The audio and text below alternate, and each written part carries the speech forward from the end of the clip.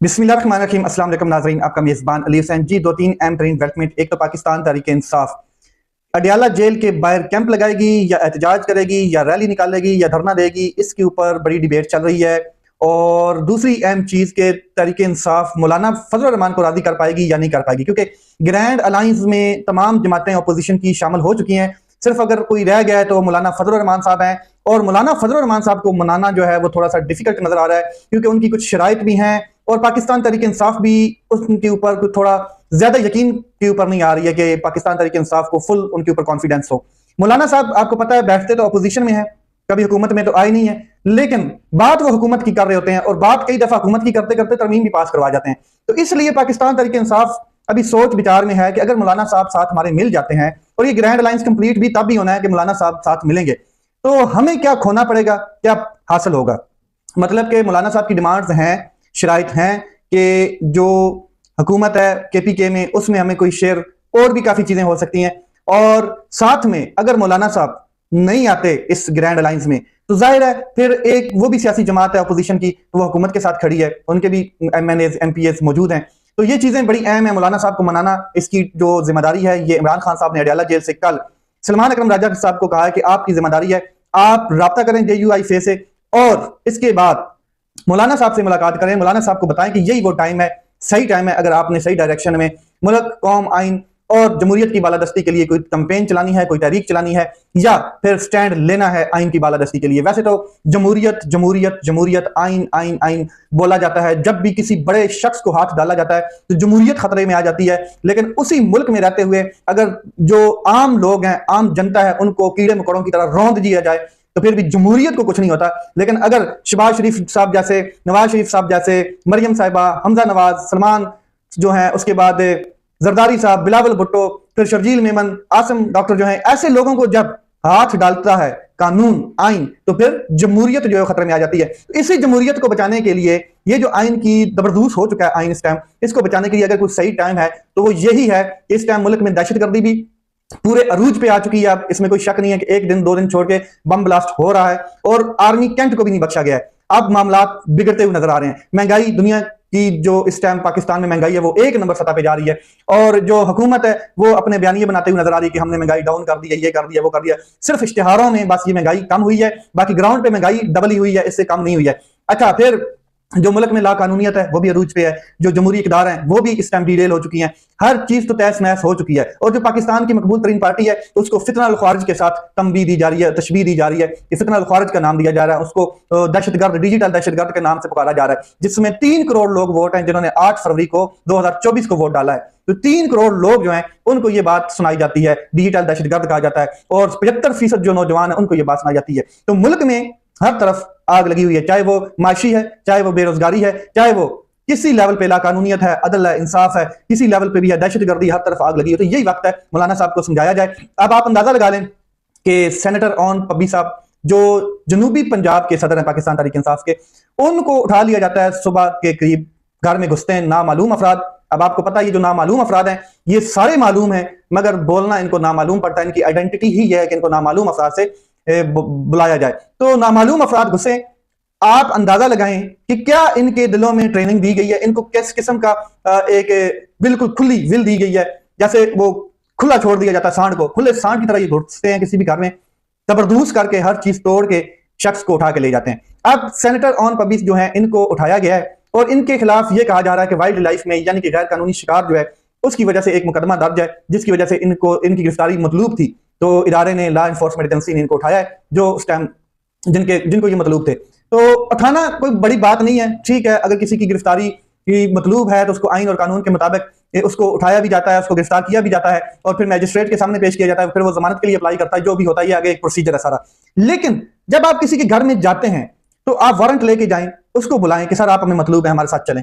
ये कौन सा तरीकाकार है कि आप बट लेके, पिस्टल के या जो बंदूकें हैं उनके बटों से पहले शीशे तोड़ते हैं, फिर उनके अंदर डेकोरेशन का सामान तोड़ते हैं, जो चीज हाथ लगती है उसको तोड़ते हैं, गाड़ियों के शीशे तोड़ते हैं, शीशे घर के तोड़ते हैं, घर को जबरदस्त बना के फिर वहां से निकलते हैं। ये कौन से कानून और आईन में लिखा हुआ है? ये किसने आपको इजाजत दी है? ये किसने खुले सांड की तरह इन एजेंसीज को छोड़ा हुआ है? ये जो पाकिस्तान में लॉ इन्फोर्समेंट की एजेंसीज है, जो पाकिस्तान में इस तरह के, ये जो पंजाब पुलिस है, ये तो मतलब कि इस तरह के काम कर रही है। इस तरह तो इंडियंस कश्मीर में आर्मी नहीं कर रही जिस तरीके से ये लोग घरों में घुस के करते हैं। तो इनको जो विल दी गई है, ये स्पीच एक ही हाथ है, वो खुफिया हाथ है जो बंद कमरों में बैठ के प्लानिंग कर रहा होता है, और फिर हुकूमत के जो बोने वो इनके ऊपर स्टैंप लगा के ऑर्डर पास करते हैं। अब चलते हैं आगे जी। पाकिस्तान तहरीक इंसाफ ईद के बाद अपना शो करने जा रही है और अपोजिशन अलायंस एहतजाज शुरू होगा, पूरी ताकत से होगा। मौलाना फजल रहमान को भी मनाया जाएगा। इमरान खान साहब जो है उन्होंने पैगाम दिया सलमान अकरम राजा को, सलमान अकरम राजा ने फिर आगे राब्ते शुरू कर दिए हैं मौलाना फजल रहमान और JUIC के लोगों के साथ। अब चलते हैं, क्या पाकिस्तान ट्रंप को खुश कर पाएगा? क्या पाकिस्तान की ये मौजूदा रजीम ट्रंप को खुश करेगी? क्योंकि ट्रंप ने एक स्पीच दी है और एक दहशतगर्द पकड़ा गया है, और उसको जब पाकिस्तान की मतलब की मदद के साथ वो अपने अंजाम को पहुंच रहा है, तो ट्रंप ने उस स्पीच में पाकिस्तान की तारीफ की है, और तारीफ ये की है कि पाकिस्तान की मदद से हमने ये दहशतगर्द पकड़ा है और पाकिस्तान हमारे साथ स्टैंड करता है। अच्छा, ये तारीफ तो बिल्कुल इसमें कोई शक नहीं है, उन्होंने कर दी है। और क्या अब जो दहशतगर्दी है अफगानिस्तान से जो दहशतगर्दी के ये सिम्पोटेम्स बताए जाते हैं, क्या पाकिस्तान अफगानिस्तान की जंग में दोबारा ट्रंप का साथ देगा? क्या अमेरिका का साथ देगा? क्योंकि इमरान खान साहब ने एब्सोल्युटली नॉट कहा था। इमरान खान साहब ने बिल्कुल क्लियर कहा था कि किसी की जंग में हम आलाकार नहीं बनेंगे, किसी की जंग में हम अपनी जानें नहीं देंगे। और ये जो पॉलिसी है, यही अब इमरान खान वाली पॉलिसी ट्रंप अपना रहा है। जैसे आपने देखा कि ज़ेलेंस्की को उखेड़ के रख दिया ट्रंप ने प्रेस कॉन्फ्रेंस के अंदर, और जो ये रशिया और यूक्रेन का मामला है, इसमें ज़ेलेंस्की को सुनाई ट्रंप ये चाहता है कि जंगों से हट के अमन पे बात की जाए। और ये सारी स्ट्रैटेजी, ये सारी हिकमत अमली, ये पॉलिसी जो है ये इमरान खान साहब की है, उसको अब लेके वो चल रहा है। वो खुद जंगों से अलग होना चाहता है। ट्रंप ने इमरान खान से दरख्वास्त की थी कि वो अमेरिका को अफगानिस्तान से निकलने में मदद करे, ये भी इमरान खान साहब ने मदद की भी थी। आज फिर वही वक्त है एब्सोल्युटली नॉट कहने का, लेकिन अफसोस कि जिसने एब्सोल्युटली नॉट कहना है उसको डेथ सेल में कैद किया गया है, और ये कहने का इख्तियार जिनके पास है वो चीख चीख कर एब्सोल्युटली नॉट कह रहे हैं। मैं आपको एक और चीज बता दूं कि ये रजीम जो है ये चाहती है कि अमेरिका जो है वो जो मर्जी हमसे मांग ले, हम लेटने के लिए तैयार हैं, हम आगे भीख मंगे बनने के लिए तैयार हैं। कटोरा आगे हमारा पड़ा है, हमारे कटोरे में कुछ चीज डालते रहे, डॉलर आते रहे, हम लेट जाएंगे, जाने जाती रहे, दहशतगर्दी के खिलाफ जो भी है हम खड़े हैं अमेरिका के साथ। लेकिन हमारी ये जो रजीम है, जो फार्म 47 की इलास्टिक वाली शलवारें पहन के हम बैठे हुए हैं, ये चलने दी जाए, इसके ऊपर कोई आंच ना आए, ये मामला चलता रहे, ये हुकूमत ना जाए। और इसीलिए इमरान खान साहब को भी रखा गया जेल के अंदर, क्योंकि इमरान खान अगर बाहर आता है तो फिर एक तो तारीख का बहुत बड़ा इस्तकबाल होना है इमरान खान का।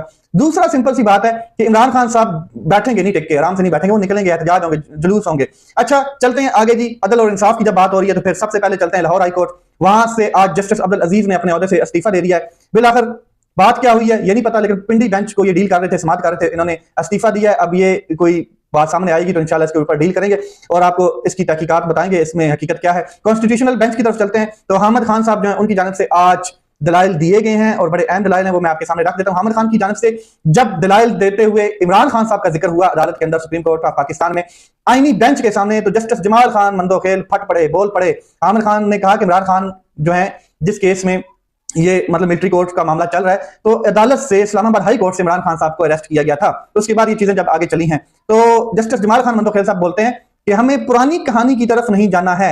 हामिद खान साहब ने कहा कि ये पुरानी कहानी नहीं है, यहां से मामला शुरू होता है सारा। जस्टिस जमाल खान बोले कि आप इस बात को छोड़ें, ये बातें नहीं यहाँ पे डिस्कस होनी है, और इस बात का मामला भी नहीं है। असल में बात ये हो रही है कि सिविलियंस का ट्रायल हो सकता है या नहीं, सिविलियंस का मिलिट्री ट्रायल क्या अदालत में मिलिट्री कोर्ट्स में हो सकता है या नहीं, मेन चीज ये चल रही है, आप इसके ऊपर आए जी। तो हामिद खान ने दलाइल के आगाज में चीफ जस्टिस उमर अता बंदियाल का भी जिक्र किया, उनके दौर के अहवाल का भी जिक्र किया, तो इसके ऊपर भी जस्टिस जमाल खान मंदोखेल साहब बोले कि ये पुराने स्टोरीज हैं, ये हमें ना सुनाई जाए, ये पुरानी कहानियां हैं। तो मिलिट्री कोर्ट पहली बार कब मानी गई या कब मतलब कि हेल्ड होती है, तो मिलिट्री कोर्ट पहली बार 1953 में तश्कील दी गई। लाहौर में 1953 में अहमदिया हंगामे फूट पड़े तो शहर की हद तक मार्शल लॉ लगाया गया। अहमदिया हंगामों के मुल्जमान के ट्रायल के लिए मिलिट्री कोर्ट्स बनी। हामिद खान साहब ने ये बताया कि मिलिट्री कोर्ट्स पाकिस्तान में पहली दफा कब बनी। इन सारी बातों का मिलिट्री ट्रायल के साथ क्या ताल्लुक है, जस्टिस जमाल खान मंदोखेल साहब मुकालमा कर रहे हैं। मुल्क में कब मार्शल लॉ लगा, इसका मिलिट्री कोर्ट केस से क्या लिंक है, आइन में मार्शल लॉ की कोई इजाजत नहीं है। अच्छा, मार्शल लॉ के दौरान ही तो मिलिट्री कोर्ट्स बनती हैं, मार्शल लॉ वाले तो मिलिट्री कोर्ट्स बनाते हैं, क्योंकि उस टाइम आपकी जो अदालतें वो तो जबरदस्त हो चुकी होती हैं, इंतजामिया की अदालतें कहां पर काम कर रही होती हैं, पीसीओ जजेस लाए जा रहे होते हैं, अपनी मर्जी के जजेस बिठाए जा रहे होते हैं। तो मिलिट्री कोर्ट्स बनती ही मार्शल लॉ डिक्टेटरशिप के दौर में है। मार्शल लॉ का कोई ना कोई तरीका निकाल लिया जाता है, सुप्रीम कोर्ट फैसले से मार्शल लॉ का रास्ता बंद हुआ। हामिद खान साहब ने कहा आइन में मार्शल लॉ का कोई जिक्र नहीं है, मार्शल लॉ मावराए आइन इकदाम होता है। जस्टिस मोहम्मद अली मजहर साहब ने कहा आइन के आर्टिकल 270A में मार्शल लॉ के इकदाम को तहफ़्फ़ुज़ दिया गया। जस्टिस हसन रिजवी जो है उन्होंने ये रिमार्क्स दिए, मार्शल लॉ के इकदाम की तौसीक में अदलिया का भी किरदार है। मार्शल लॉ की बात अगर हो रही है तो मिलिट्री कोर्ट्स के लिए आइन में 21वीं तरमीम की गई, 21वीं तरमीम हुई मिलिट्री कोर्ट्स के लिए। मिलिट्री कोर्ट्स को 2 साल के लिए बनाया गया, लियाकत हुसैन केस में मिलिट्री कोर्ट्स का तस्वर खत्म कर दिया गया। 21वीं तरमीम की बात हो रही है तो फिर 21वीं तरमीम में मिलिट्री कोर्ट्स फैसलों पर आला अदालती नजरसानी का अख्तियार दिया गया। 21वीं तरमीम में 2 साल की शर्त ना होती तो तरमीम कलअदम करार पाती। 21वीं तरमीम अबूरी मिलिट्री कोर्ट्स बनाई गई। 21वीं तरमीम में जंगी हालात के अल्फाज का इस्तेमाल हुआ। सुप्रीम कोर्ट के 2009 के फैसले ने मार्शल लॉ का रास्ता बंद किया। सुप्रीम कोर्ट के 2015 का जो फैसला है मिलिट्री कोर्ट्स का रास्ता खत्म कर दिया था। मैं इन दोनों केसेस में मरकजी वकील रहा हूं। हामिद खान साहब ने बड़े कमाल के दलाइल दिए हैं। तो आगे अब ये केस चल रहा है, इसको मुलतवी कर दिया गया। इस्लामाबाद हाई कोर्ट की तरफ चलते हैं। तो इस्लामाबाद हाई कोर्ट में बेंच टूट गया है और ये बेंच है लापता अफराद केस की समाअत करने वाला स्पेशल बेंच है। ये टूटा है। जस्टिस अरबाब मोहम्मद ताहिर ने बेंच में शामिल होने से माजरत कर ली, बैठने से माजरत कर ली।